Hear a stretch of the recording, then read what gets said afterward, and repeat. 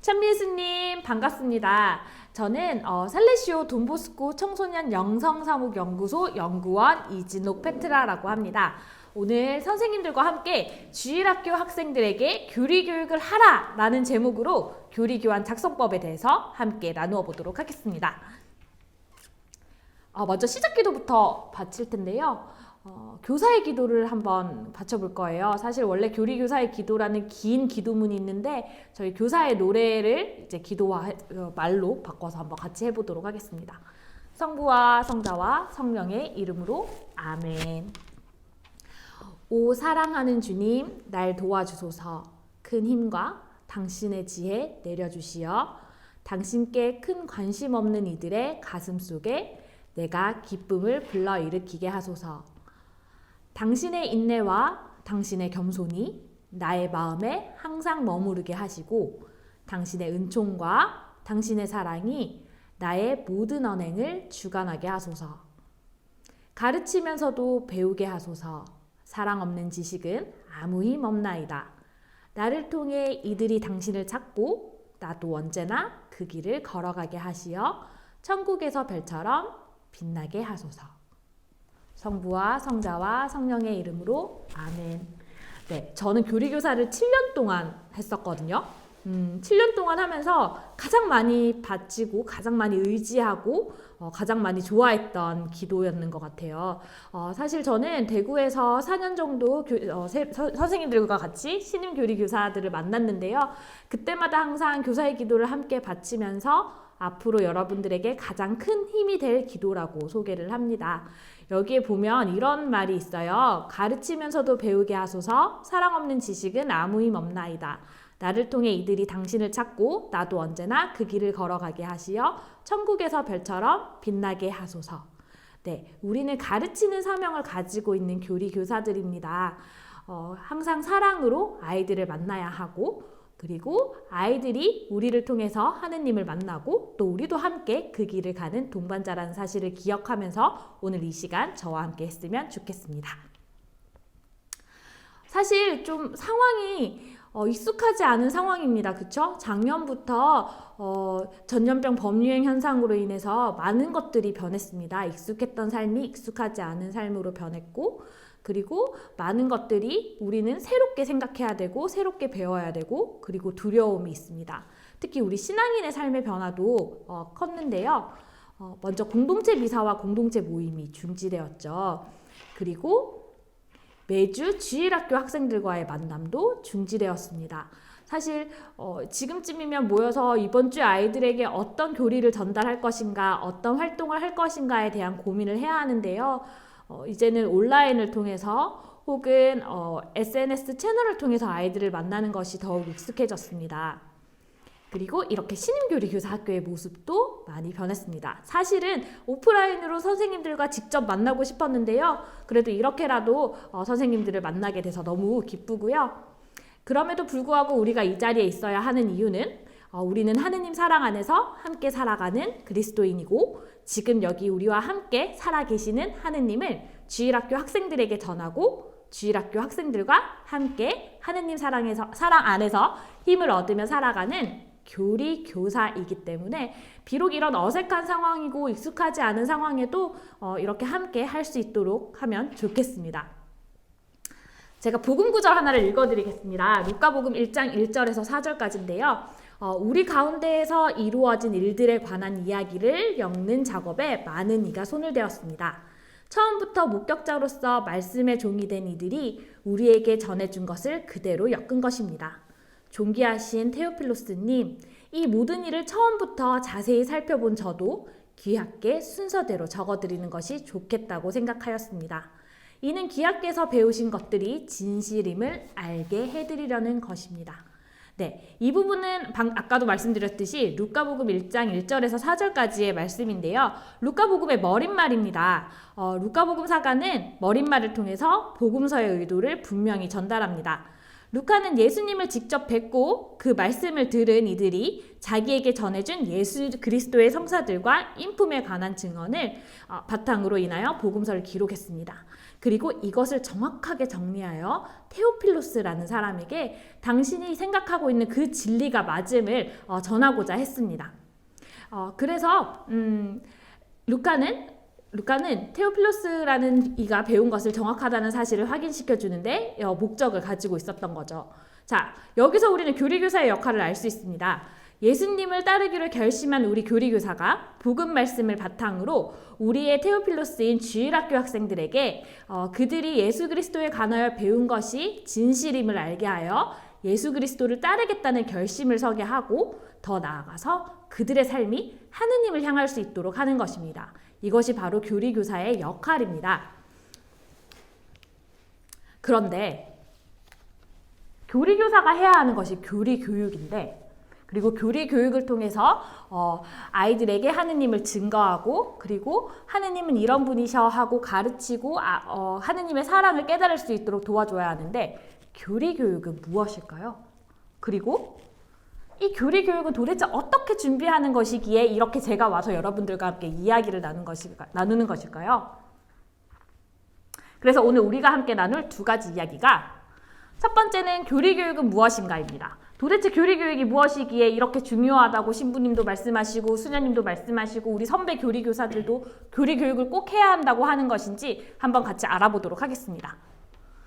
두 번째는 교리교육은 어떻게 하는가입니다. 그렇다면 이 교리교육은 어떻게 하는 거지? 물론 선생님들 중에 중고등학교 때 주일학교를 다니셨던 선생님들이 계실 거예요. 지금 한번 생각해 볼까요? 내가 교리교육을 어떻게 받았더라? 우리 선생님은 나한테 어떤 교리교육을 했지? 네, 잠깐 생각해 보시기 바랍니다. 그래서 결국 우리가 도달할 목적은 청소년의 신앙 동반자인 여러분 교리교사들이 청소년들과 어떻게 하느님 사랑을 나누며 함께 살 것인가라는 이 질문을, 교리교육은 무엇이고 그리고 어떻게 하는가에 대한 답을 찾으면서 이 질문에 대한 답을 찾는 게 오늘 수업의 목적입니다. 자, 그럼 첫 번째 본격적으로 들어가서 교리교육은 무엇인가에 대해서 한번 알아볼까요? 자, 그러면 교리교육은 무엇인가부터 함께 나누어 보도록 하겠습니다. 하느님 말씀을 선포할 수 있는 방법이 굉장히 많아요. 그런데 교리교사는 어떻게 주일학교 학생들에게 하느님 말씀을 선포할까요? 바로 교육을 통해서 하느님 말씀을 선포합니다. 사실 교리교육은 굉장히 어렵습니다. 저도 선생님 교리교사 활동 중에 가장 어려웠던 것이 무엇입니까? 라고 물어본다면 저는 단연코 고민하지 않고 교리교육이요! 라고 이야기를 했을 겁니다. 7년 동안 교리교사로 살면서 교리교육을 하는 것이 가장 어려웠고, 특히 가장 어려웠던 것은 정해진 45분 안에 아이들에게 교리교육을 통해서 그날 전해야 하는 교리 지식을 전달하는 일이 굉장히 어려웠고, 그리고 이것을 아이들의 수준에 맞게 다시 각색해서 만들어내는 것, 제 언어로, 아이들의 언어로 바꿔서 이야기하는 일이 너무 어려웠고, 무엇보다도 이것을 통해서 하느님 말씀을 선포하는 것이 정말 어려웠습니다. 그런데 교리교육은 너무 중요합니다. 왜냐하면 교리교육은 교리교사의 가장 주된 임무이고 교리교사라는 정체성이 드러나는 일이기 때문입니다. 교리교사는 주일학교 학생들에게 교리교육 활동을 통해서 우리의 삶과 말씀으로 그리스도를 선포한다고 제가 방금 말씀드렸잖아요. 교리교육 활동을 통해서 교리교사의 정체성이 확실하게 드러나는 이유가 뭐냐면, 교리교육을 통해서 교리교사는 자신의 신앙 고백을 하기 때문입니다. 그리고 교리교사잖아요. 교리교육을 하는 사람들을 교리교사라고 이야기하기 때문이죠. 그렇기 때문에 교리교사들에게 교리교육은 정말 필요합니다. 매우 중요합니다. 총 3가지를 한번 제가 좀 쉽게 요약을 해서 이야기를 해보겠는데요. 먼저 교리교육은 세상 복음화를 위한 말씀의 직무이고요. 두 번째는 예수님과의 만남이 바로 교리교육입니다. 그리고 마지막 3번째는 삶을 살리는 교육으로 정리할 수 있는데요. 그 첫 번째 정의인 세상의 복음화를 위한 말씀의 직무로서의 교리교육에 대해서 먼저 살펴보도록 하겠습니다. 제가 장의 서두에 말했는 것처럼 교리교육은 세상의 복음화를 위한 필수 요소입니다. 우리는 교리교육을 통해서 하느님은 사랑이시고 우리를 구원하시며 지금 여기 우리와 함께 하시는 살아계신 하느님을 전해야 됩니다. 교리교사는 주일학교 학생들에게 교리교육 활동을 통해서 예수님의 삶과 말씀으로 그리스도를 선포해야 합니다. 근데 여기서 선포라는 뜻을 한번 살펴볼게요. 선포는 그냥 이야기하는 것 혹은 이렇게 소리치는 것이 아니라 무언가 내가 확신에 가득 차서 이야기하는 것을 말합니다. 그럼 이 말은 무슨 말일까요? 선생님 여러분들이 먼저 하느님은 사랑이시고 우리를 구원해 주시고 지금 여기 우리와 함께 살아 계시다라는 확신을 가지고 있을 때 교리교육이 가능하다는 것입니다. 그리고 교리교육은 하느님 말씀 중심으로 이루어집니다. 그래서 성경과 성전을 통해서 교리교육을 전하게 되는데요. 여기서 성경은 성령의 감도로 기록된 하느님의 말씀이고 성전은 하느님의 말씀과 예수님의 가르침이 교회 안에서 전하여 내려오는 거룩한 전통을 말합니다. 그래서 교리교육을 통해서 선포되는 하느님 말씀이 바로 예수님, 곧 사람이 되신 말씀이라는 것과 성령을 통해서 그분의 소리가 교회와 세상에 울려 퍼진다는 것을 알게 될 것입니다. 그래서 교리교육은 무엇보다도 세상의 복음화를 위한 말씀의 직무라는 사실을 여러분들이 잊지 않았으면 좋겠습니다. 두 번째는 예수 그리스도와의 만남으로서의 교리교육입니다. 교리교육은 단순히 교리적인 지식을 전달하는 것을 포함해서 교리교육을 통해서 살아계신 예수 그리스도와의 만남으로 이어져야 합니다. 즉 일주일에 한 번 40분 혹은 1시간 정도의 그 교리 시간에 교리로만 끝나는 게 아니라 이 교리가 아이들의 삶으로 와서 그 삶 안에서 교리를 실천할 수 있도록 해주어야 한다는 것이고 그리고 단순히 교리를 하느님은 사랑이십니다 라는 그 워딩을 전하는 게 아니라 그 안에서 진짜 대박 하느님은 사랑이시구나 를 느낄 수 있는 그런 시간이어야 한다고 이야기하는 것입니다. 왜냐하면 하느님은 예수 그리스도를 통해서 당신의 말씀을 계시하십니다. 그리고 하느님은 예수님의 삶을 통해서 인간에게 어떻게 살아야 하는지, 왜 살아야 하는지, 역사는 어떤 목적을 향하고 있는지, 사람들은 어떤 것을 실현하기 위해서 걸어가고 있는지에 대해서 예수님 안에서 이해하고 믿을 수 있도록 말씀을 하시죠. 그렇기 때문에 우리는 교리 교육을 통해서 예수님과 친구가 될 수 있고 또 예수님을 만나볼 수 있습니다.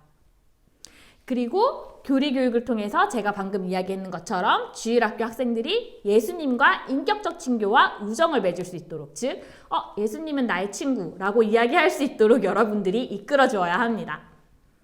마지막 세 번째는 삶을 살리는 교육, 교리 교육입니다. 교리 교육을 통해서 주일학교 학생들에게 선포해야 할 하느님 말씀은 인간을 향한 구원의 말씀입니다. 이게 무슨 말이냐면요. 복음을 통해서 통한 교리 교육은 주일학교 학생들에게 올바른 삶의 가치관을 형성할 수 있도록 도와줍니다.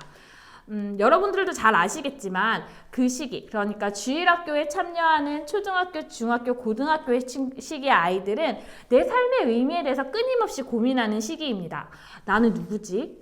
나는 누구를 위해서 존재하는 거지? 나는 앞으로 어디로 가야 되지? 어떻게 살아야 되나? 지금 공부만 하고 있는데 과연 이것이 나한테 맞는 길인가? 이런 고민들을 하면서 끊임없이 내 삶의 의미 그리고 내적으로 올라오는 그런 질문에 대한 답을 찾아가는 시기입니다. 교리 교육을 통해서 여러분들이 아이들에게 그 삶의 방향을 정할 수 있고 그 삶의 의미를 찾을 수 있도록 도와주어야 합니다. 그래서 학생들은 교리 교육을 통해 복음에 비추어서 자신의 삶의 방향을 정할 수 있도록 도와주고 그 삶의 의미를 찾을 수 있도록 도와줘야 되는데 왜냐하면 하느님의 말씀은 신앙에 관해서 그리고 인간과 세상에 관해서 즉 우리 삶에 관해서 이야기를 하고 있기 때문입니다. 그렇기 때문에 교리 교육은 삶을 살리는 교육입니다. 그럼 종합해 볼 때 교리 교육이란 무엇일까요? 세상의 복음화를 위한 말씀의 직무로서의 교리 교육, 그리고 예수 그리스도와의 만남인 교리 교육, 삶을 살리는 교육, 교리 교육입니다. 교리 교육은 단순히 신앙 지식만을 신앙 지식의 전달에서만 머무르는 것이 아니라 진짜 내가 정말 내 삶 안에서 그 교리를 실천해야지가 되어야 한다고 제가 말씀드렸죠. 근데 지금까지의 교리 교육의 방식은 주입식 형태였습니다. 암기 위주의 형태였죠. 쉽게 말해서 하느님은 사랑이십니다를 글로 보고 그리고 삼위일체는 성부, 성자, 성령입니다를 암기했죠. 근데 진짜 제 마음속에서 우와, 하느님은 사랑이시구나. 아, 왜 삼위일체가 성부, 성자, 성령일까? 라고 생각을 할 수 있는 교리로 이끌어지는 데까지는, 그리고 그 안에서 내 삶이 하느님에 대한 체험을 할 수 있도록 이끌어지는 데까지는 굉장히 부족했던 것으로 보여집니다. 근데 정말 중요한 것은 뭐냐면요. 교리 교육을 통해서 분명히 신앙 지식 전달은 필요하지만 더욱 중요한 것은 교리 교육이 신앙 성장의 인지적 발달을 통합시킬 줄 알아야 한다는 것. 즉, 아까도 잠시 말씀드렸지만 내 삶의 과정 안에서 도대체 이 교리 교육이 나에게 어떤 의미를 주는가, 내가 앞으로 신앙의 삶을 살아가는 데 있어서 이 교리 교육은 나에게 어떤 의미를 주고 어떤 역할을 하는가에 대해서 생각해 볼 수 있도록 하여서 내 삶 안에서 교리를 구체적으로 실천할 수 있도록, 즉 교리 시간에 배운 하느님은 사랑이시고 이웃사랑을 실천해야 한다는 것을 내 삶 안에서 더욱 구체적으로 나의 이웃들과 친구들에게 실현하라는 하느님의 부르심에 응답할 수 있도록 해주어야 한다는 것입니다. 그리고 교리 교육을 통해서 주일학교 학생들이 하느님 사랑에 대한 깊은 체험이 있을 때 그제서야 아이들은 하느님은 사랑이십니다를 글로 배우는 것이 아니라 아, 진짜 하느님은 사랑이시구나를 깨달을 수 있게 된다는 것 여러분 명심하셨으면 좋겠습니다. 그렇기 때문에 여러분들이 준비하는 교리 교육은 매우 중요하고, 그리고 항상 교리 교사의 역할에서 가장 1번으로 생각해야 한다는 것이라는 것 잊지 않으셨으면 좋겠습니다. 네, 자, 그럼 이제 두 번째 시간 넘어가겠습니다. 우리는 앞서서 이제 교리 교육이 무엇인지에 대해서 같이 나눠봤습니다. 이제 지금부터는 그렇다면 뭔가 굉장히 어려운 것 같기도 하고 무슨 말이지? 라고 생각이 들게끔 하지만 그래도 뭔가 하느님 사랑을 전해야 할 것 같은 그런 교리 교육을 어떻게 아이들한테 전달해야 하는지에 대해서 한번 나눠보도록 하겠습니다. 사실 교리 교육을 전달할 때 고민해야 하는 것이 있습니다. 먼저 하느님 말씀을 주일학교 학생들에게 어떻게 전달할 것인가? 그리고 두 번째는 그들의 삶의 방향을 하느님께로 어떻게 향하게 할 것인가? 그리고 세 번째는 그들이 하느님의 부르심에 기쁘게 응답할 수 있도록 어떻게 도와줄 것인가? 그들의 신앙 여정에 어떻게 동반해 줄 것인가입니다. 이 네 가지를 항상 고민하면서 교리 교육을 전달할 때 고민을 해야 되는데요. 사실 교리 교육을 전달하는 것은 너무 어려운 일인 것 같습니다. 제가 아까도 이야기했지만 교리 교사 활동하면서 가장 어려운 점이 무엇이냐고 묻는다면 교리 교육이라고 제가 이야기를 했잖아요. 근데 이 교리 교육이 어려운 이유는 이게 단순히 지식 전달이 아니라 아이들의 삶의 문제를 다루는 일이기 때문에, 삶을 살리는 일이기 때문에 더욱 어려운 일이 아닌가 하고 생각을 해봅니다. 사실 주일학교 학생들은 일주일에 한 번의 시간으로 교리 교육을 듣잖아요. 그리고 그 한 번의 시간 안에서 뭔가 하느님의 사랑을 깨닫는 시기가 돼야 되고, 그리고 그 시간 안에서 내가 삶으로 돌아갔을 때 내 친구들한테 그러면 오늘 배운 하느님 사랑을 어떻게 실천해볼까 고민해볼 수 있는 시간이 되어야 된다고 이야기를 했잖아요. 그렇기 때문에 교리 교육을 전달할 때는 방금 이야기했는 것처럼 주일학교 학생들에게 어떻게 전달을 할 것인지, 그리고 하느님께 그 삶의 방향이 하느님께로 어떻게 향하게 할 것인지, 그리고 하느님의 부르심에 기쁘게 응답할 수 있도록 어떻게 도와줄 것인지, 그리고 그들의 신앙 여정에 어떻게 동반해 줄 것인지를 고민해야 하는 것입니다. 사실 제가 교리 교육을 굉장히 어려워했거든요. 그리고 지금부터 여러분들과 나눌 이야기는 교리 교육을 준비하기 위해서 이제 교리 교환을 작성해야 한다는 이야기를 지금부터 할 건데요. 사실 교리 교환 작성하는 일이 보통 일은 아니에요. 제 경험을 잠시 이야기를 해보자면, 사실 저는 교사 1년차 때 교리 교환을 어떻게 쓰지? 라고 굉장히 많이 고민을 했고, 정말 막 선배들한테 배우고 신부님한테 막 혼나가면서 교리 교환을 막 열심히 써서 들어갔음에도 불구하고 그 교리 교환대로 제대로 교리했던 기억이 1년차 때는 별로 없어요. 아이들과 그냥 놀았으니까 끝났고, 혹은 앞에 도입 부분만 45분 동안 열심히 이야기하다가 그래 얘들아 시간 다 됐으니까 안녕 이랬던 적도 되게 많았고, 근데 준비한 교리 교환대로 교리를 하기 시작했던 때가 제가 한 4년 차쯤이었던 것 같아요. 그래도 막 이렇게 완벽하게 교리를 한 건 아니지만, 하지만 그러면서 끊임없이 제 안에서 생겼던 질문이 이거 왜 이렇게 어려운가? 교리 교환은 꼭 써야 되는가? 좀 귀찮은데 쓰지 말까? 이런 고민을 했었던 적이 있습니다. 근데 그때 마침 교리 교사실 대청소를 동기들이랑 같이 했어요. 네, 그때 제가 교리 교환집 하나를 발견합니다. 그 교리 교환집은 제가 중학교 3학년 때 저를 가르치셨던 선생님의 교리 교환집이었습니다. 그 교리 교환집을 보면서 제가 생각이 굉장히 많이 바뀌었고 제 교리 교사의 방향이 바뀌었다고 이야기해도 과언이 아닌데요. 왜냐하면 지금은 저희가 컴퓨터로 다 쓰지만 이제 그때는 이렇게 다 손으로 다 썼었나 봐요. 첫 장부터 마지막 장까지 빼곡히 한 주 한 주 어떤 교리를 전달하고 이 교리 시간에 이 교리는 어떤 내용을 중점적으로 할 것인지 막 색깔 볼펜을 써가면서 굉장히 철저하게 교리를 준비하셨더라고요. 그리고 마지막에 평가에 오늘 교리의 문제점, 앞으로 어떤 교리를 할 것인가, 오늘의 문제점을 다음에 보완하기 위해 나는 어떠한 노력을 할 것인가에 대한 내용도 굉장히 잘 들어가 있었고, 그리고 심지어 거기에 제 이름도, 그리고 제 동기의 이름도 이렇게 등장해서 그때 맞아, 내가 그때 선생님 말을 진짜 안 들었지, 이런 생각도 하게 된, 회상하게 된 그런 교리 교환이었는데요. 이제 그것을 보면서 느꼈던 점은 뭐냐면 그만큼 아이들을 만나기 위해서 아이들에게 교리 교육을 하기 위한 준비는 굉장히 철저해야 되고 굉장히 중요하구나 였습니다. 아까도 처음에 얘기했는 것처럼 교리 교육은 교리 교사의 정체성이 그대로 드러나는 것이고 교리 교사의 신앙 고백이 일어나야 하는 것이고 교리 교육을 통해서 아이들은 하느님의 사랑을 체험하기 때문에 교리 교환을 통해서 교리 교육을 준비하는 일이 굉장히 중요합니다. 그래서 지금부터 교리 교환을 어떻게 작성하는지 같이 한번 이야기 나눠보도록 하겠습니다. 교환이라는 것을 이제 사전적 의미로 한번 찾아보면 이렇게 글이 나와 있더라고요.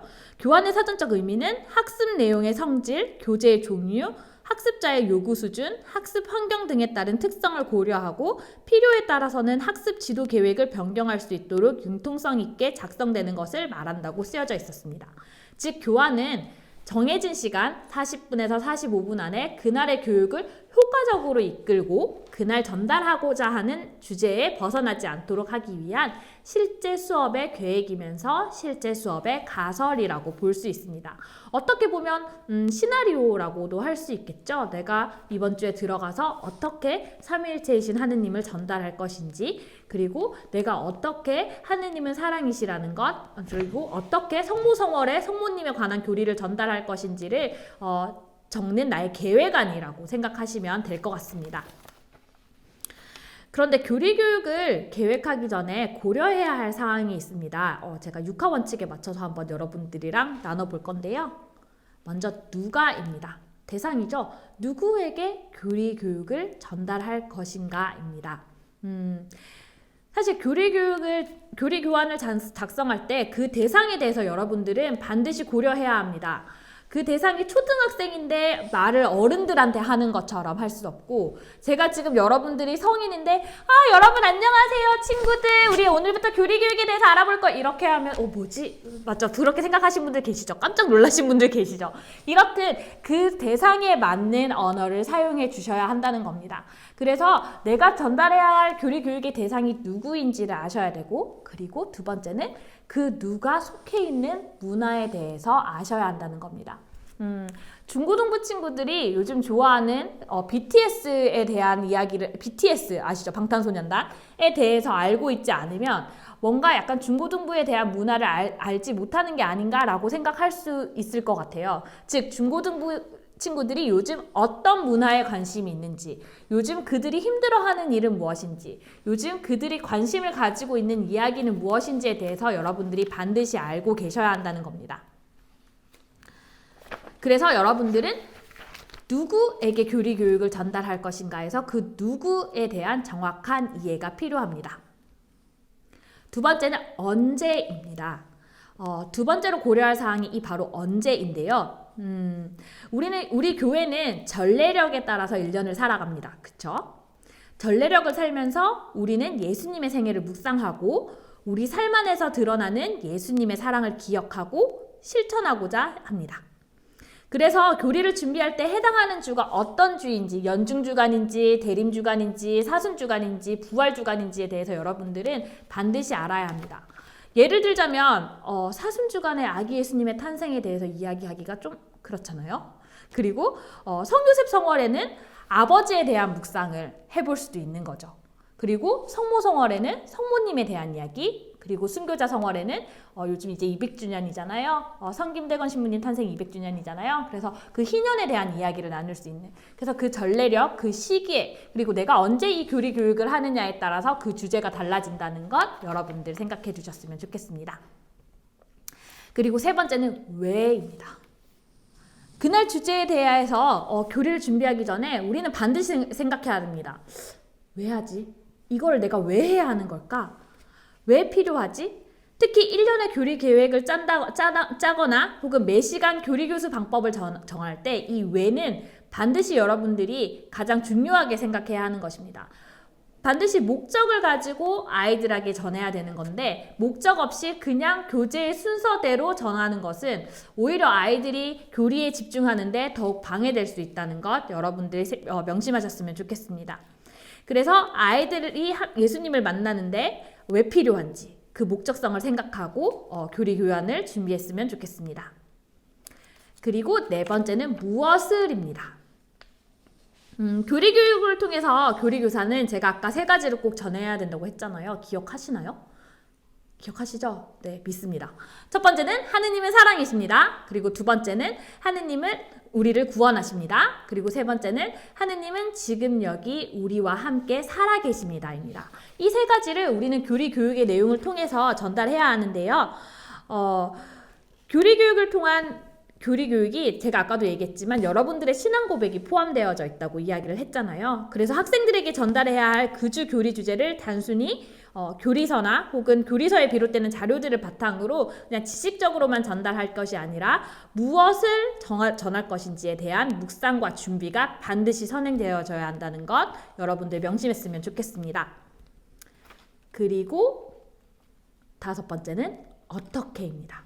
자, 이제 우린 누구한테 정할지도 알았고, 이제 언제 이 교리를 할지도 알았고, 그리고 왜 이것이 필요하고, 무엇을 어떤 내용으로 전해야 할지도 고민을 했습니다. 그럼 이제 어떻게 아이들한테 더욱 효율적으로 이 교리를 할 것인지에 대한 고민을 해보아야 합니다. 사실 요즘 선생님들이랑 이렇게 만나서 이야기를 하면 선생님, 교리를 재미있게 전하고 싶어요. 흥미있게 전하고 싶어요.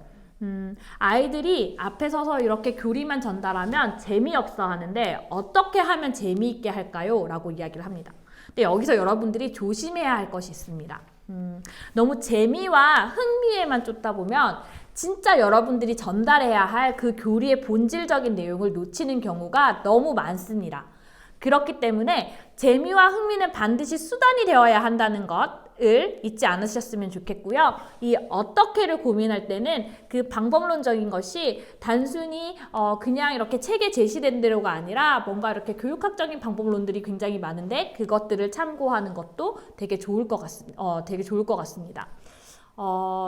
예를 한번 들어본다면 아까도 제가 그 언제 때 이야기를 했듯이 성요셉 성월의 아버지에 대한 이야기를 할 때 우리가 뭐 아버지에 대한 편지 혹은 성경에서 뭐 자비로운 아버지의 모습 이런 것들을 이용해서 아이들에게 같이 성경을 나누면서 혹은 아이들이 직접 그림으로 아버지의 모습을 표현해 보면서 이런 수단들이 있다는 거죠. 그러니까 제가 하고 싶은 말은 어떻게는 수단이어야 되지 그것이 주 내용이 되면 안 된다는 것 여러분들 주의하셨으면 좋겠습니다.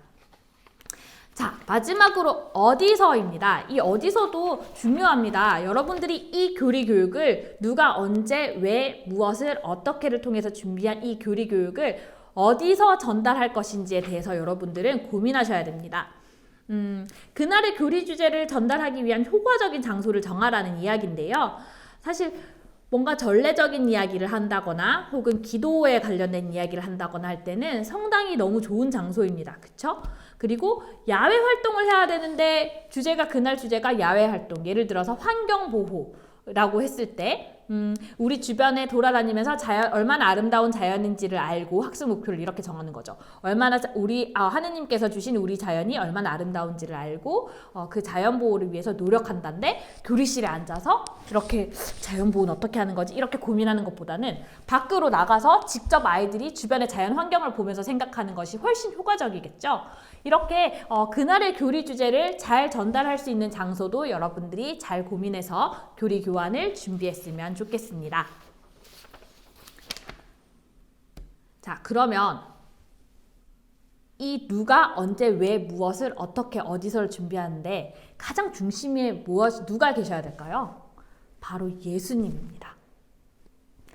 누구 그 대상을 생각하는 것도 좋고 언제 이 교리를 전달하는지 고민하는 것도 좋고 왜 이것을 전달해야 되는지 생각을 해야 되고 무엇을 어떤 내용으로 할 것인지 그래서 이것을 어떻게 전할 건지 이것을 어디서 행할 것인지에 대한 고민을 하는데 이것들을 종합해서 가장 중심에는 어떻게 예수님의 사랑을 아이들에게 전할 것인가에 대한 고민이 그 중심에 있어야 한다는 거죠. 그래서 이 여섯 가지 사항을 생각하면서 반드시 그 중심에는 예수님이 계셔야 한다는 것 여러분 잊지 않으셨으면 좋겠습니다. 자, 그러면 교리 교환을 작성할 때 우리가 이제 생각해야 될 것들이 있을 거잖아요. 그것이 무엇인지 한번 같이 나눠볼게요. 먼저 학습 목표가 명확하고 주어진 시간에 달성할 수 있어야 합니다. 제가 아까도 이야기했지만 교리 교환은 40분에서 45분 사이에 혹은 50분 그 정해진 시간에 최대한 그 주의 교리 주제를 효과적으로 전할 수 있도록 그리고 그 주에 정한 학습 목표를 45분 동안 잘 이룰 수 있도록 하기 위해서 적는 하나의 시나리오라고 이야기를 했습니다. 그렇기 때문에 교리 교환을 작성할 때는 이 학습 목표가 명확하게 45분 동안 잘 전달될 수 있는지 고민하면서 여러분들이 작성하셔야 됩니다. 두 번째는 전달하고자 하는 교리 교육의 핵심이 분명히 파악되어야 합니다. 그날 교리 주제가 생각해보면 성모님이었어요. 근데 뭔가 이렇게 시작은 어머니의 사랑에서부터 시작했는데 마지막은 성모님이 아니라 다른 이야기가 나오는 경우가 종종 생겨요. 저도 경험을 많이 했습니다. 그래서 막 신부님이 밑에 빨간 펜으로 페트라 선생님 교리 교육의 핵심이 파악되지 않아요. 다시 생각해 주세요. 이렇게 했던 교환들이 굉장히 많아요. 그렇게 그 말은 뭐냐면 여러분들이 한 주제로 끝까지 이끌어 갈 수 있도록 항상 생각하면서 교환을 작성하셔야 한다는 거예요. 세 번째는 학습 목표와 학습 내용이 일치되어야 합니다. 학습 목표는 뭔가 하느님의 사랑에 대해서 이야기하는 것 같은데 학습 내용은 영 다른 이야기를 하는 경우가 있습니다. 근데 이 학습 목표라는 것이 여러분들 굉장히 중요합니다. 왜냐하면 그 45분 동안 여러분들이 달성해야 할 아이들에게 그 교리 주제를 아이들에게 전하면서 달성해야 할 그런 성과 그리고 어쩌면 목표이기 때문에 이 학습 목표와 학습 내용은 반드시 일치해야 한다는 거죠. 그래서 학습 목표를 작성하실 때는 학습 내용을 생각하셔야 되고 학습 내용을 작성하실 때는 내가 설정한 학습 목표와 일치하는지에 대해서 항상 고민하시면서 교리 교환 작성하셨으면 좋겠습니다. 네 번째는 시간적 배려와 분배가 적절하게 이루어져야 한다는 것입니다. 제가 지금 오늘 준비한 이제 교리 교환 단계는 총 4단계인데요. 이 4단계가 그 어느 한 단계도 한쪽으로 시간이 몰리면 안 되고요. 40분이면 이 4단계가 골고루 10분, 10분, 10분 아니면 뭐 5분, 10분, 15분, 5분 이런 식으로 이 각 단계별로 시간 분배가 굉장히 잘 되어야 되고요. 그리고 제일 좋은 시간이 45분이라고 하지만 뭐 45분이든 50분이든 선생님들이 정해놓은 시간을 넘어서지 않도록 여러분들이 시간을 잘 분배해서 교리를 준비할 수 있도록 해야 됩니다. 그리고 교재와 학습 과정의 짜임새에 맞는 학습 활동이 선택되어야 합니다. 뭔가 교재에서는 자연활동을 이야기를 하는데 여러분들은 뭔가 물론 자연활동에 대한 묵상을 할 수 있지만 근데 활동이라는 것은 밖으로 나가는 것이잖아요. 뭔가 액티브한 것들을 해야 하는데 뭔가 약간 정적인 학습 활동으로 인해서 뭔가 어울리지 않는 그런 찜찜함이 보이면 아이들은 금방 알아챈다는 것 여러분들 항상 명심하셨으면 좋겠습니다. 제가 왜 이만큼 강조하면서 계속 이렇게 철저하게 교환을 준비해야 한다고 얘기를 하냐면요. 제가 초등학교 4학년이군요. 제가 3년차 때 초등학교 4학년 친구들을 가르쳤었어요. 근데 그때 이런 일이 한 번 있었습니다. 교환을 그때는 저희는 한 주 전에 교환을 올려서 신부님한테 검사를 받고 그리고 그 검사 받는 교환을 바탕으로 선생님들 앞에서 교리 시연을 하고 그 교리 시연의 피드백을 받아서 그 주 교리에 들어가서 교리를 했는데 제가 그때 엄청 바빴던 거예요. 막 레포트도 써야 되고 시험도 쳐야 되고 그래서 교리를 쓸 시간이 없었어요. 교리 교환을 준비할 시간이 없었습니다.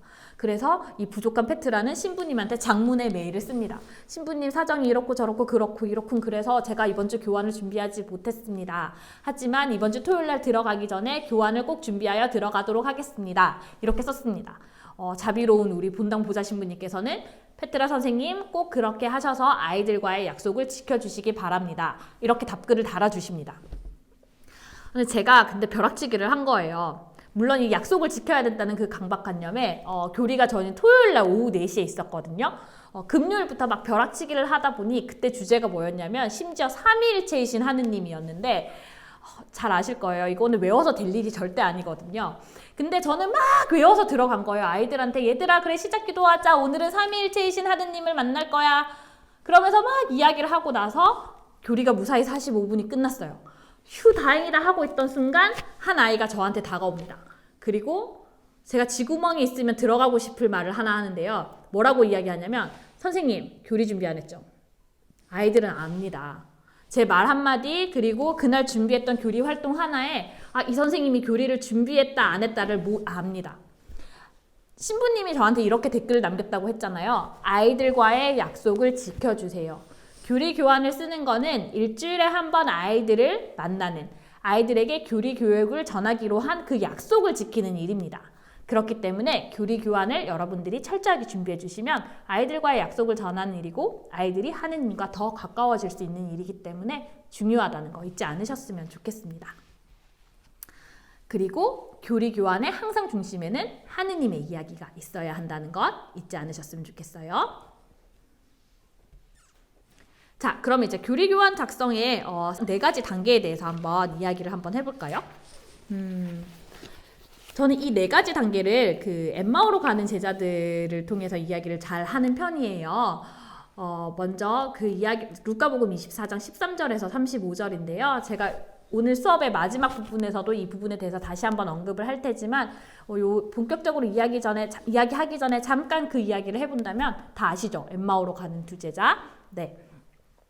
예수님이 절망에 빠져 걸어가고 있는 제자들에게 다가가십니다. 제자들은 무슨 일이 벌어졌는지 막 열심히 이야기하고 가고 있어요. 그리고 예루살렘에는 더 이상 희망이 없으므로 엠마오로 가는 거죠. 그때 예수님이 제자들에게 다가갑니다. 물론 제자들은 예수님이 누구인지 알아보지 못했지만 예수님은 제자들에게 먼저 다가가서 물어봅니다. 무슨 일이냐? 그리고 그래서 제자들은 무슨 일이 있었는지 하나부터 세세하게 10가지 쫙 이야기합니다. 그리고 예수님은 이것을 굉장히 세세하게 그리고 인내롭게 끝까지 경청을 하시고 난 뒤에 두 번째 하시는 일은 뭐냐면 교리 교육을 하십니다. 성경을 통해서 모세 때부터 지금까지 이어져 오는 하느님의 구원 사업에 대한 이야기를 하면서 제자들이 그 삶을 복음에 비추어서 해석할 수 있도록 이끌어 주십니다. 그리고 날이 저물자 제자들이 예수님을 초대하죠. 우리와 함께 더 머물러서 식탁에 머물러서 함께 밥을 먹고 저녁을 함께 보내자고 합니다. 그때 예수님은 저녁 식탁에 앉아서 빵을 쪼개고 축복을 드리신 다음 제자들에게 나누어 줍니다. 근데 그때 무슨 일이 벌어졌는지 기억하시죠? 제자들의 눈이 번쩍 뜨이면서 우리랑 함께 하셨던 분이 예수님이잖아! 이렇게 예수님을 알아보게 됩니다. 그 순간 예수님은 사라지셨고 제자들은 처음부터 끝까지 예수님과 함께 했을 때 그 활활 타오르는 마음에 대해서 같이 나누면서 곧바로 일어나서 예루살렘으로 가서 그동안 있었던 일들 그리고 예수님을 봤던 일들 즉 기쁜 소식을 선포합니다. 예루살렘으로 돌아가기로 한 것은 그들의 선택이었다는 것입니다. 이 이야기를 잘 생각하면서 이 교리교환 작성의 4가지 단계를 한번 들어주셨으면 좋겠어요. 도입, 전개, 심화, 실천으로 한번 이야기 나눠보도록 하겠습니다. 먼저 1단계는 도입, 생각해요 단계입니다. 2가지를 고민해야 되는데요. 먼저 첫 번째는 그날 교리 주제에 맞는 주일학교 친구들의 경험에 대해서 한번 생각해 봐야 됩니다. 예를 들자면 아이들에게 자비로운 아버지에 대한 이야기를 하면 이 친구들의 경험은 아버지에 대한 사랑을 이끌어내는 이야기를 한번 해보면 좋을 것 같습니다. 그리고 엠마오로 가는 제자들에서 예수님이 먼저 다가가서 아이들의 이야기를 경청할 수 있도록 이렇게 마음을 여셨던 것처럼 여러분들이 먼저 아이들이 이야기를 할 수 있게끔 마음을 열어줘야 한다는 겁니다.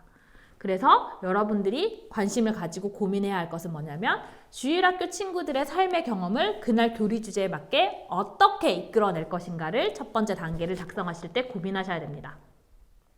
아까 그 엠마오로 가는 두 제자를 얘기를 했잖아요. 거기서 이 도입 단계의 핵심 포인트의 그 구절은 이건 것 같아요. 루카복음 24장 15절에서 예수님께서 가까이 가시어 그들과 함께 걸으셨답니다. 비록 제자들이 예수님이 누군지 이분이 예수님인지 알아보진 못했지만 하지만 그럼에도 불구하고 예수님은 제자들과 함께 걸어가시면서 제자들의 그 어려운 이야기, 절망스러운 이야기를 들어주셨습니다. 그래서 교사들이 먼저 주일학교 학생들의 경험 속으로 들어가서 그들의 이야기를 경청해야 한다는 겁니다. 경청을 통해서 그날 교리 주제에 맞는 학생들의 삶의 체험을 이끌어내야 한다는 겁니다. 근데 경청은 단순히 그냥 이렇게 듣기만 하는 것이 아니라 아이들로 하여금 선생님은 여러분들의 이야기를 온전히 다 들었어. 이런 마음이 들게끔 최선을 다해서 들어줘야 한다는 거죠. 근데 그 엠마오로 가는 제자들에 보면 침통한 표정이라는 게 있어요. 그 침통한 표정으로 걸어가고 있는 모습을 예수님이 보시고는 가서 무슨 일이냐고 물어보신 거예요. 그 말은 뭐냐면 여러분들이 주일학교 학생들에 속한 세상인 어떤 세상인지, 주일학교 학생들의 희노애락, 요즘 가지고 있는 희노애락은 무엇인지, 그리고 아이들이 요즘 관심 있어 하는 문화가 무엇인지를 이 도입 단계를 작성하실 때 고민해 보시고, 그리고 충분한 이해, 공감을 거쳐서 작성을 하셔야 한다는 것입니다.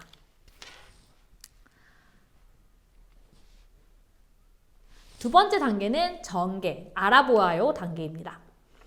이때 고민해야 할 것은요, 주일학교 학생들에게 그날 전달할 교회의 가르침이 무엇인가입니다. 즉, 그 앞에 도입 단계에서 오늘 전할 교리 주제에 대해서 아이들의 경험, 그리고 선생님의 경험에 대한 이야기를 했다면, 이제 본격적으로 이 교리 주제에 대해서 아이들에게 교회의 가르침에 비추어 이야기를 할 때입니다. 그래서 교회의 가르침을 어떻게 전달할 것인가도 여러분들이 고민해 보셔야 합니다.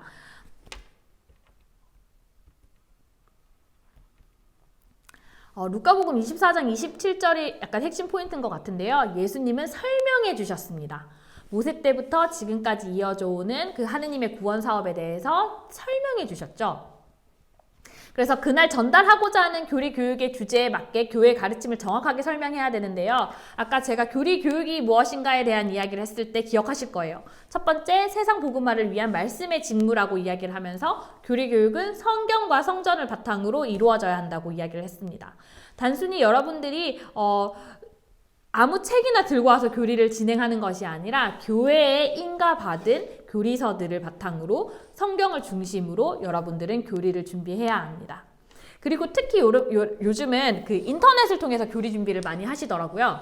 그리고 인터넷에 교리 교환 예시들이 굉장히 많은데요. 그 사이트들을 여러분들 잘 보셔야 됩니다. 가톨릭 사이트인지 아니면 개신교 사이트인지, 그리고 혹시 어떤 사이트에서 가지고 온 교환의 용어가 우리 가톨릭적으로 잘 쓰여져 있는 것이 맞는지, 그리고 이 교리 내용이 오늘 전달하는 교리 주제의 내용이 정확한지에 대해서도 여러분들은 항상 유념하셔야 됩니다. 만약에 의심이 가잖아요.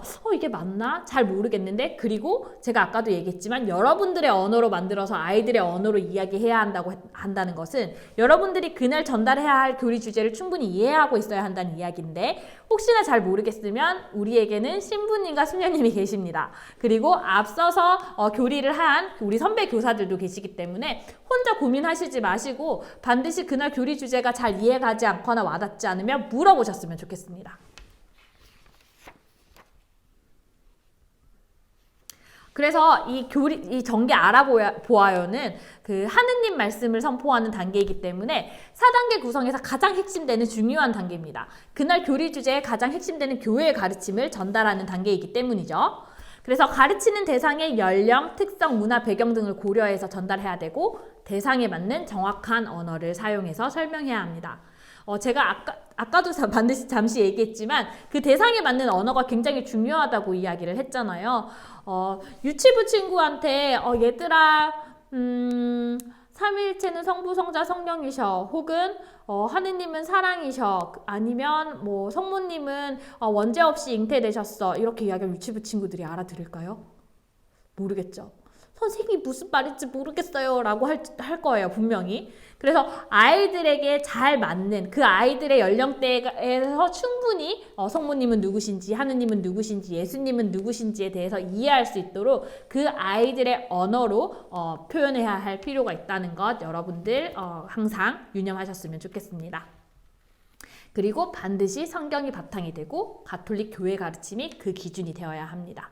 그래서 여러분들 성경과 가톨릭 교회 교리서는 항상 가지고 계셨으면 좋겠어요. 여러분들이 앞으로 교리 교육을 준비하는데 굉장히 중요한 역할을 할 것입니다.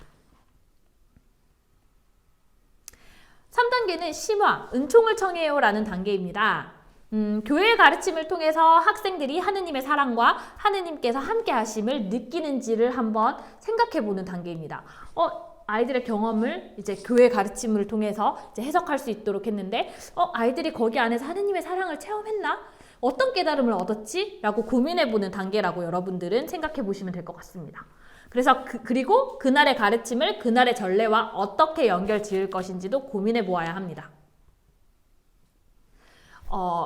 엠마오로 가는 두 제자에서 예수님이 교리 교육을 하시고 난 뒤에 그 다음에 하신 행동은 뭐냐면 제자들이 저녁 식탁에 초대를 해서 이렇게 합니다. 예수님께서 빵을 들어 찬미를 드리신 다음 그것을 떼어 그들에게 나누어 주셨습니다. 가톨릭 교회의 가르침을 통해서 서로의 삶 안에서 하느님 사랑과 하느님의 현존을 깨달을 수 있도록 이끌어줘야 됩니다. 빵을 쪼갠다는 것은 우리가 서로 쪼개어 나눈다는 것은 우리 모두가 한 형제 자매임을 뜻합니다. 그리고 서로에게 서로의 삶을 내어줌을 뜻합니다. 그리고 지금 여기 하느님께서 함께 하신다는 것을 깨닫게 해주는 것을 뜻합니다. 그렇기 때문에 이 단계를 통해서 교리 주제 안에서 체험한 하느님이 어떤 하느님을 체험했는지에 대해서 아이들이 생각할 수 있는 시간을 주어야 한다고 이야기하는 것입니다. 그리고 이 순간 제자들은 눈이 열려서 예수님을 알아보았습니다. 이때까지 함께 하셨던 분이 예수님이야. 우리 마음이 활활 타올랐음을 느꼈어. 보통 교리가 끝나면 우리 미사 참여를 합니다. 보통 주일학교 선생님들은 교리와 미사가 별개라고 생각을 하는데 사실 교리와 미사는 같이 생각해야 합니다. 왜냐하면 교리 시간에 여러 아이들이 들었던 그 하느님의 이야기를 미사에 참여함으로써 그 하느님 사랑에 그 하느님 이야기에 정확하게 응답하는 시간을 가질 수 있도록 해줘야 되기 때문입니다. 그래서 교리 후 미사 참여를 통해서 그 성체성사의 참여 안에서 오늘 교리에서 깨달은 하느님의 현존과 사랑에 응답할 수 있도록 오늘 교리 시간에 이런 걸 배웠는데 미사 시간에 하느님 오늘 교리 시간에 이런 걸 배웠습니다. 오늘도 당신의 사랑을 깨닫게 해주셔서 감사합니다. 저는 세상으로 나가서 당신의 사랑을 실천할 수 있도록 노력해 보겠습니다. 라는 응답이 나올 수 있도록 여러분들이 이끌어 주셔야 됩니다. 만약에 가능하다면 신부님께 도움을 청해서 강론 시간에 짧게나마 그날 배웠던 교리 혹은 그날 복음에 빗대어서 그날 교리를 연결할 수 있는 시간을 가지게 해주는 것도 좋은 방법이라고 저는 생각을 하고요. 그리고 아이들에게 미사에 올라가기 전에 얘들아 오늘 미사 때 나눌 복음은 이런 복음이야. 오늘 교리에 이런 이야기를 했잖아.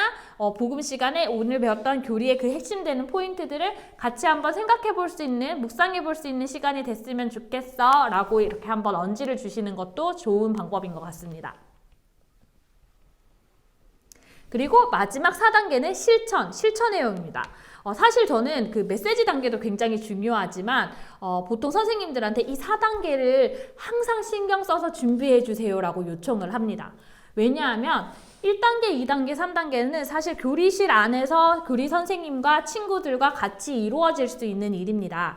하지만 아까도 이야기했지만 가장 중요한 것은 뭐냐면 교리를 삶 안에서 실천할 수 있도록 교리를 통해서 체험한 하느님 사랑을 삶 안에서 내가 이 사랑을 실천해야 돼 라는 결심이 서게끔 할 수 있도록 해야 한다는 것입니다. 그렇기 때문에 이 실천 단계를 여러분들이 굉장히 고민하고 그리고 유념해서 하셨으면 좋겠습니다.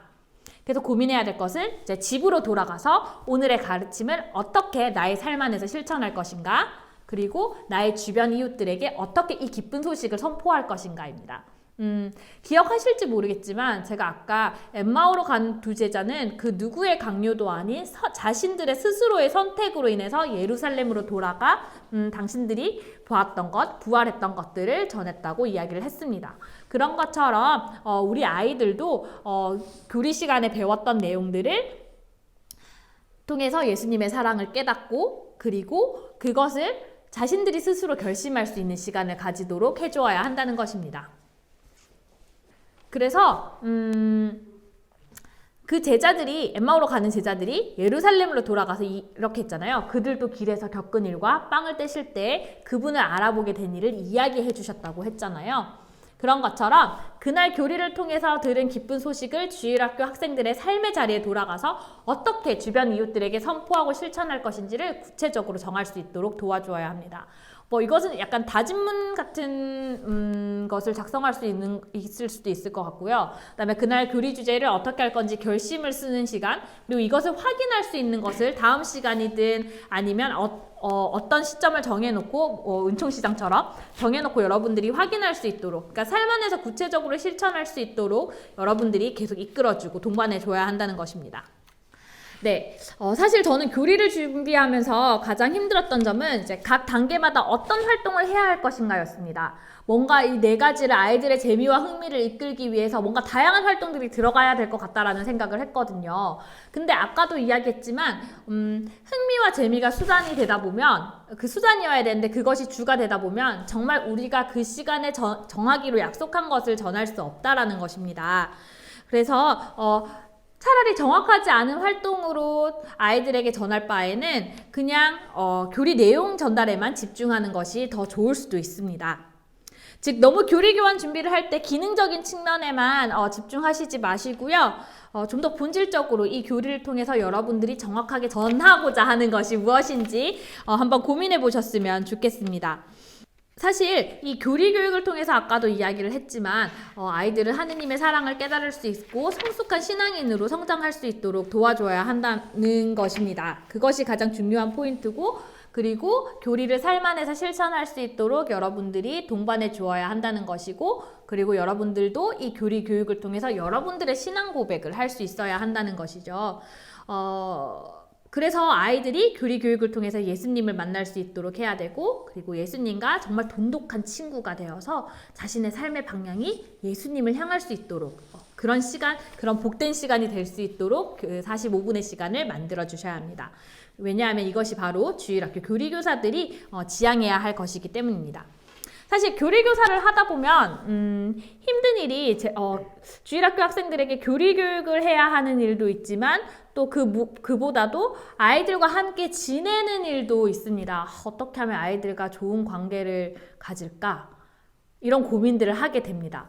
어떻게 하면 이번 주에 그 시끄러운 바오로를 좀 조용히 시킬까? 이런 고민을 합니다.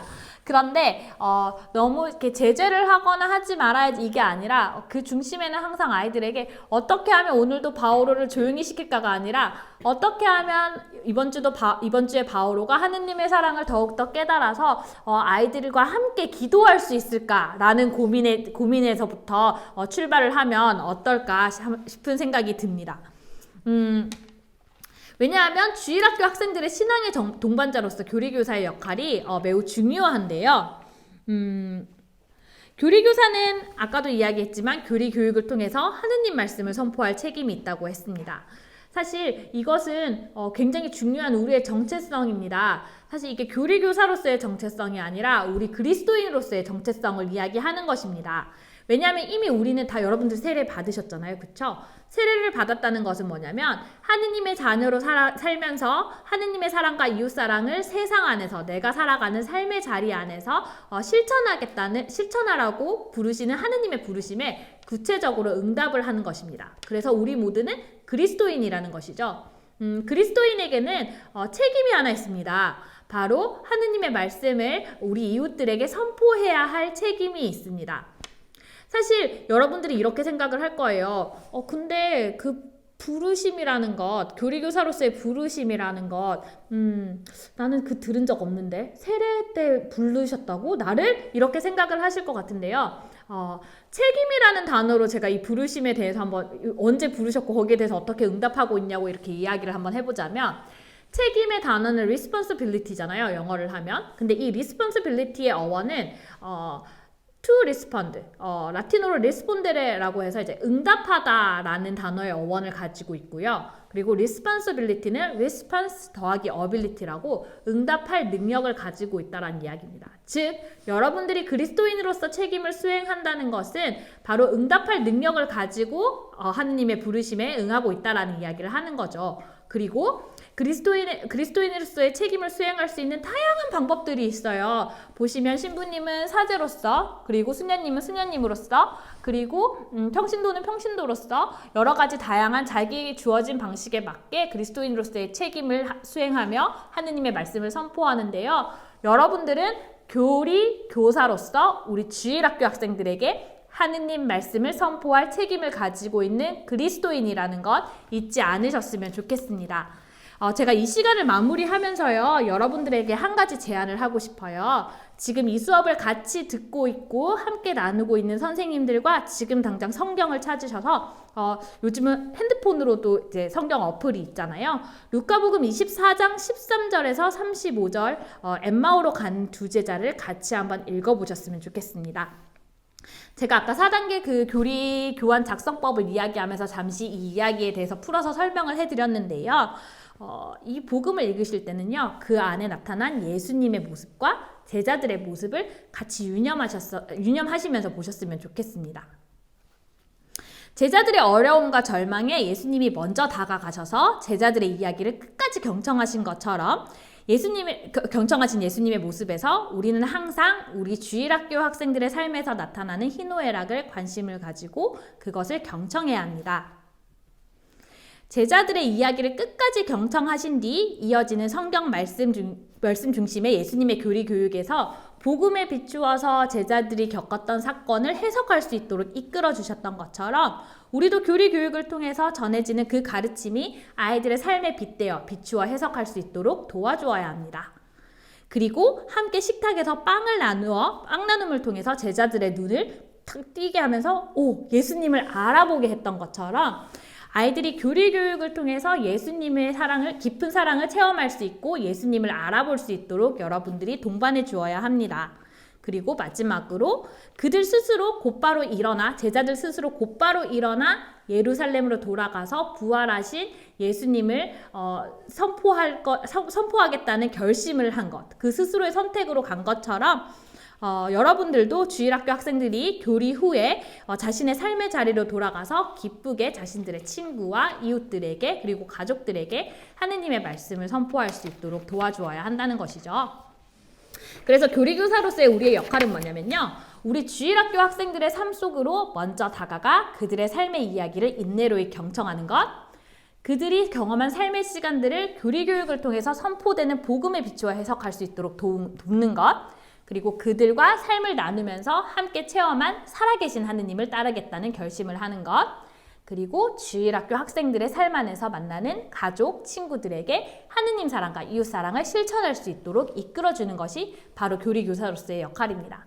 그리고 어느 한 명의 주일학교 학생들도 포기하지 않으셨으면 좋겠어요. 사실 예수님도 우리를 끝까지 사랑하셨잖아요. 그런 것처럼 여러분들도 우리 아이들을 끝까지 사랑해 주셨으면 좋겠습니다. 사실 이 교리교사는 결코 쉬운 일이 아닙니다. 항상 이 신임교리교사 학교가 끝나면 한 5분 정도 혹은 한 10분 정도의 선생님이 저한테 와서 제가 교리교사를 하기로 한 것이 정말 잘한 일일까요, 선생님? 이라고 꼭 이야기를 합니다.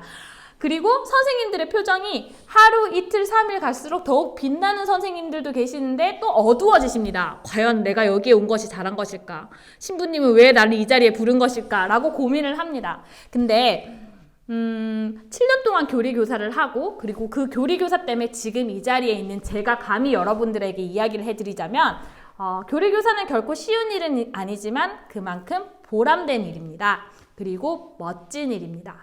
여러분들은 굉장히 멋진 일을 하려고 이 자리에 있는 겁니다.